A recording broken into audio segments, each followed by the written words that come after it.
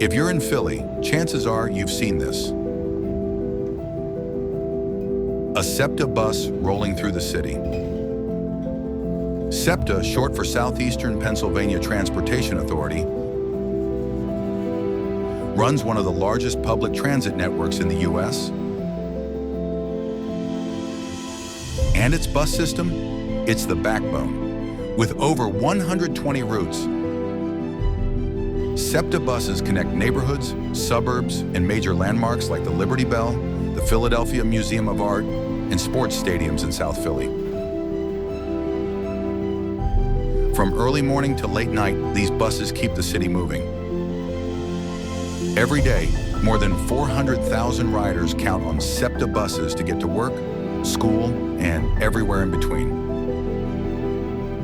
Whether you're a commuter or just visiting, it's one of the easiest ways to explore the city.